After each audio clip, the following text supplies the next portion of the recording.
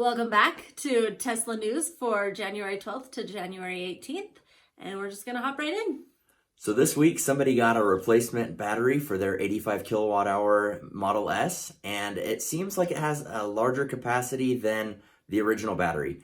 So normally the 85 kilowatt hour batteries only really have about 81 kilowatt hours, and this one appears to have closer to about 87 or 88. So by the sounds of it, it sounds like Tesla took one of the 100 kilowatt hour batteries, and instead of putting 16 modules in it, they put 14 in there, which turns out to be almost the exact same thing as a 90 kilowatt hour battery. So far, this replacement has only been done on one car, but it does show up on Tesla's website under parts and service.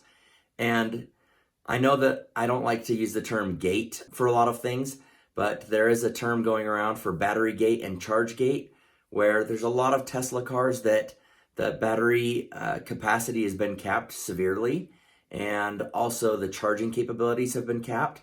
And so it looks like this battery might be the replacement for those. So if you suffer from battery gate or charge gate, this might actually be the perfect battery for you. The one person who has this actually says that instead of charging up to 265 miles of range, their car charges all the way up to 289. So quite the upgrade if you're getting your battery replaced. Ionity, the Tesla charging network competitor in Europe, is raising its prices to 88 cents per kilowatt hour at the end of this month. In comparison, the Tesla Supercharger network is about 28 cents per kilowatt hour, meaning that Tesla's is a third the price of Ionity's. And on Tesla's website, they have their little shop that has a few new items. So there's a new t-shirt, a new jacket, a new hat, and a new wall charger or a wall connector.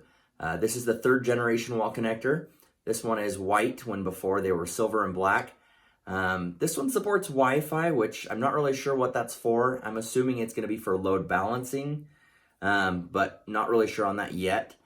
And I was kind of surprised on a couple of the changes with this one. So this one drops from 24 feet to 18 feet.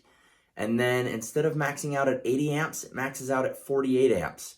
So if you have a Model S or a Model X with dual chargers or a 72 amp charger, your best bet's probably going to be to get a first or second gen charger. If you have anything else, you should be fine with just getting this third gen wall connector.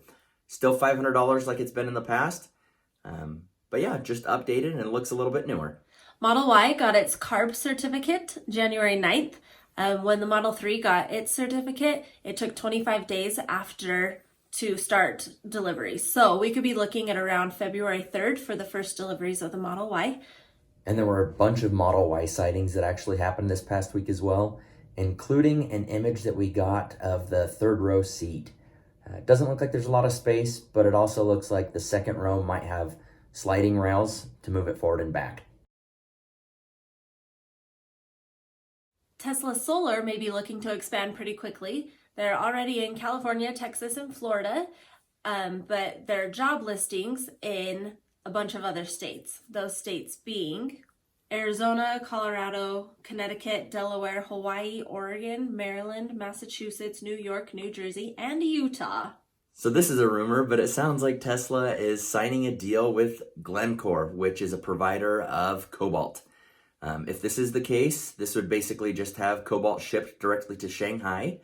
And I was kind of surprised when I read this because 2 years ago, back in 2018, Tesla announced that they were basically working on getting batteries that are Cobalt free. At the time, their batteries had 3% Cobalt composition. And if they're transitioning to 0% Cobalt, I'm just surprised that they're signing a deal to have Cobalt directly shipped to one of their locations. Maybe this means that they're just planning on having a ton of vehicles that basically aren't Cobalt free yet, or maybe they scratched that and they're still working with 3%. Who knows?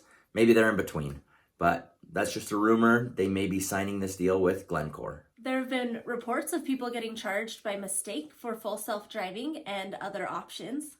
Some say it's the user's fault, but there should be something asking for Face ID or a password or something to complete the purchase.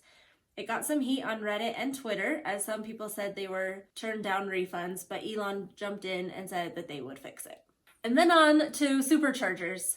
For permits, there were 5 permits, 1 in the US, 3 in Canada, 1 in Norway.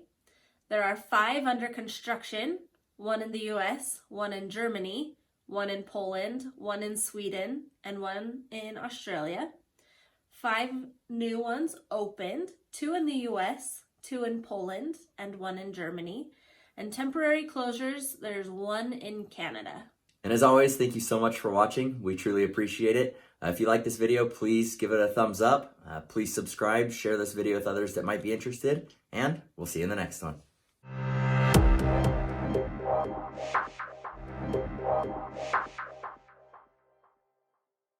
How close do you want to be? Welcome back. Oh!